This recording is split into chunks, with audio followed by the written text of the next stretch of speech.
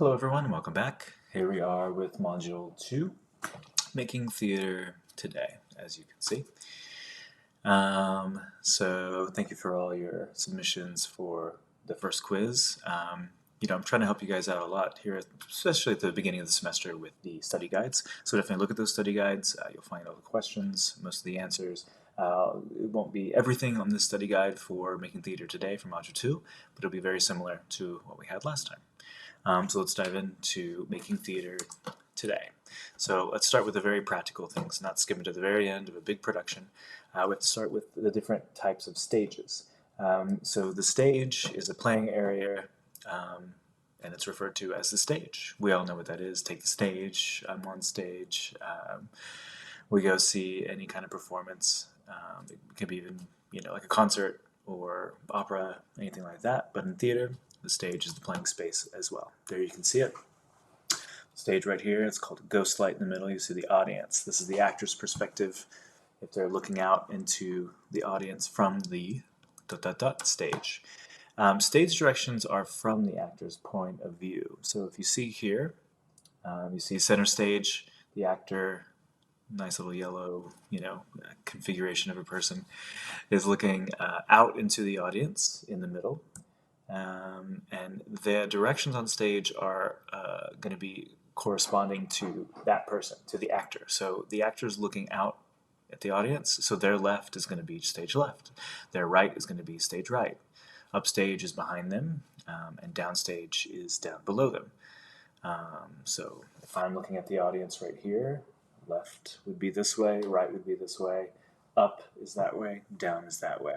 They call it up and down because back at the early parts of theater, they actually rake the stage from the bottom of the stage, downstage, to the very top of the stage. You might see like a back curtain or a scrim at the very back, or like backdrops or sets.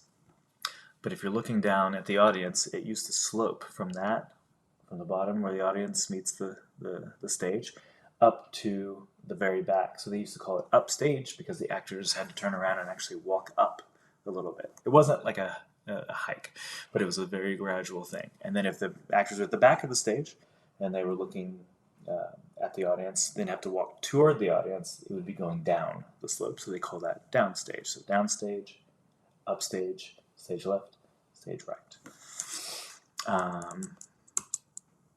Great.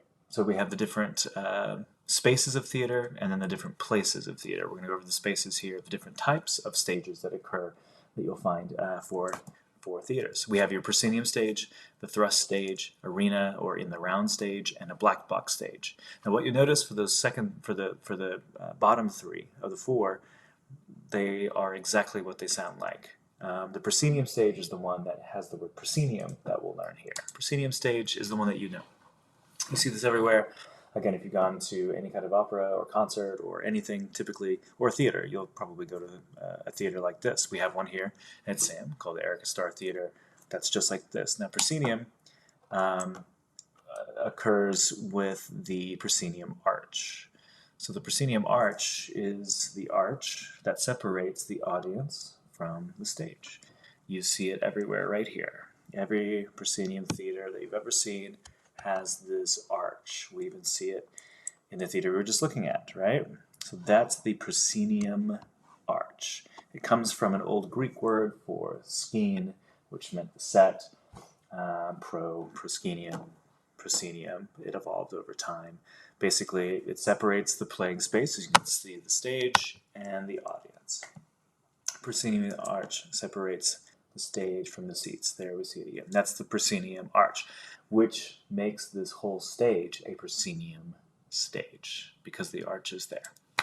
Here's another example of a proscenium arch, as you can see from the red outline there, where the arch is. Here's another one. This one's in San Antonio. A proscenium arch. You see the playing space separating from the audience. Back to our original one, you can see it actually is arched here rather than square like the other two were. You can see the gold arch around the stage. This is what it looks like from the actor's point of view on one side of the proscenium arch.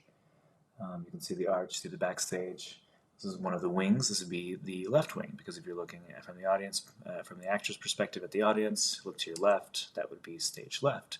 Our wings are the spaces on either side of the stage. They're used for storage of scening equipment, props, and other equipment until they're needed on stage. So the wings, as you can see here, that would be your left wing, because the actor is looking over to stage left, and it's on the outside of this side of the proscenium arch. That's where all the props, and you can see even prop tables, stage management tables, there's cases, all the fly system where they fly in equipment in and out of the stage has all stayed there. Here's another look at another stage left wing. You can see more cases, a ladder. This is where the actors will come in and off the stage. There's one on the right as well. You can see the audience on the right side of that picture. Another big thing about a proscenium stage is the orchestra pit. Many proscenium theaters have an orchestra pit, which is almost always between the apron and the audience. This is going to be primarily for musicals. It holds the pit or band orchestra during the live performances that need live music. Notice the space available in the pit and how many musicians are there. As you can see over there, you can see that the audience goes up like that. The pit is usually at the very front of the stage so that the audience can hear them well. They're usually mic'd as well. But so that the conductor can conduct the audience, the musicians, you can see right here, along with the actors on stage. Here's the conductor right here. So they're about halfway in between. They're in and out. In more modern pits, they actually have the conductor in the pit, and what they'll do is they'll have small monitors projecting the conductor for all the actors here, and for the musicians here, and for the actors they'll have televisions up here where they can see them. Here's a video from Hamilton. It's the Pit of Hamilton. Notice how many musicians are actually there. It's not a full orchestra, not like 30 pieces there. I think there are 1, 2, 3, 4, 5, 6, 7 people, 8 people in that pit to make all that music. Watch the video, there'll be a question about it.